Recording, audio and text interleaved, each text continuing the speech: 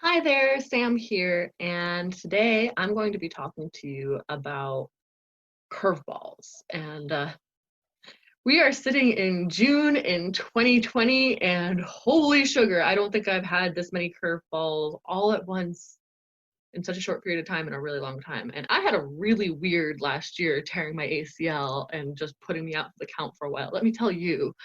So I'm used to curveballs. But I could not have predicted everything that happened. Now, let's rewind a little bit from this year. So, beginning of this year, things were looking great. Was doing my taxes. I had made 70K last year, and 65 of that came from just cuddling. That's the most I've ever made in my life. I was sitting with like a great savings account. I was ready to like make some big moves in my business. I had just enrolled in B school with Marie Forleo, who my coach had been like pushing me to go see her and work with her for a while. And honestly, like things were looking great. Like things were going good in my life. I was running Snuggle School and I had students that were doing really well. One in particular I'm really, really excited about. And then the pandemic hit. And suddenly I can't cuddle. I can't work with clients. That's my main mode of income. And now suddenly it's gone. It's just gone out of there, not even an option anymore. And what was more overwhelming though was that we don't know when this is going to end, and we don't know when it's going to be safe. Now, granted, around this time we're getting a little better feel. We're testing the waters, trying to see if we can do things and be okay, and we're checking to see how the infections go. But like early on back in March, like that was 3 months ago. 3 months ago. No, that was 4 months ago. I'm good at this. One, two, three. No, that was 3 months ago. Yeah, I'm good at this. 3 months ago we did this. And yeah, we thought it would be like 2 weeks, 3 weeks, 4 weeks maybe. Did not expect 3 months. That's a long freaking time to be out. Um, so when self-employed unemployment became an option, I was like, oh, that'd be helpful. Yeah, please. Meanwhile, I'm doing all these projects. I'm making these videos. I decided to start writing a book because, everybody's isolated. I was isolated last year from my injury. I know a lot about how to stay connected even during isolation. I was ready to go and teach people that thing. And just a couple weeks before I was supposed to release the book, what else happened? A Black man got murdered by a police officer with a chokehold. George Floyd, say his name. And the world responded. After months of isolation, people were ready to say, no, this is important enough to break our social distancing and make a stand. And I'm so happy about that. Like that was really impactful. What also came of that was seeing a lot of people that I respect, a lot of white leaders, do a real bad job showing up for people in this time. There were a lot of people that have a lot of learning to do. Granted, I'm also a white person. I have a lot of work myself to do, and I've also been doing a little bit of work as I go, not just since this happened, but well before then, because I am very aware I have blind spots as far as people of color's lived experiences, because I just don't have them.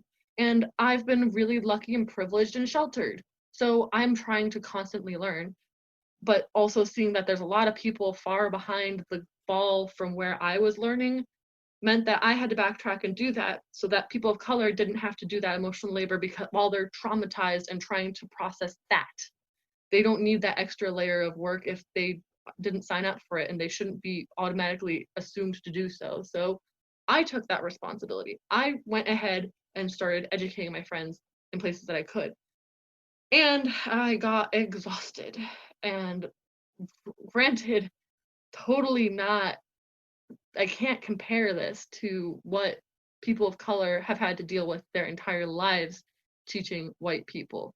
I just got a small taste of it and realized this is heavier than I thought, that we've been putting a lot more on these people than I originally thought. This is not okay. We need to do more. So between that and then between all of like this coronavirus stuff happening and opening up, no one's telling me when I can open up. The state has said during phase 2, part 2, but that doesn't even exist, sir. Like, nowhere on the mass websites is there any indication of what that date might be. There's talk that it might be 3 weeks from phase 2, part 2, but wouldn't that be phase 3? It's confusing. We don't know, and the information's not readily available. We're all kind of trying to figure out what the heck we're doing because a lot of us really don't. And some of this, we're kind of like, shame on you. You should have known. But the fact of the matter is we don't. We like, this is where we are. Yeah, we should have known. We don't. How do we move forward from here without trying to blame everybody? And on a personal note, a lot of other things changed. My roommate is getting married really fast, like in August. It is now June as I'm recording this. He's getting married in August and his wife is moving in.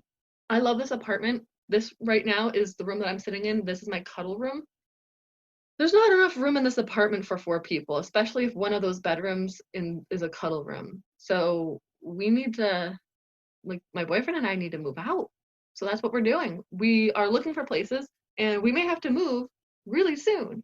So when I start working again, guys, like anyone that's coming to see me, you're going to see a brand new room, and don't worry, I will have videos of that place. But ultimately, like, these are huge, huge, like, changes. And Boston's expensive, by the way. It's really, really expensive. This is all really overwhelming. And I know I'm not the only one dealing with so much because obviously a lot of these things are things that don't just affect me. And the upside is that we can deal with it. We have the wherewithal to do it. But also, it's okay to just be overwhelmed for a little bit. Like, no one would blame you if you were upset or angry or frustrated. Those are pretty natural feelings, and you know what? I feel those too. And sometimes you might see me just like really upset, just going like this is not okay. Because anger is a valid feeling and you need to feel that too. And if you try to suppress that, it's going to come out in much more violent and unacceptable ways. So whatever you need to do to get that feeling out, that frustration, that sadness. I just want to lay down for like 10 hours and do nothing, maybe just play like shitty rom-com games. Would that be cool?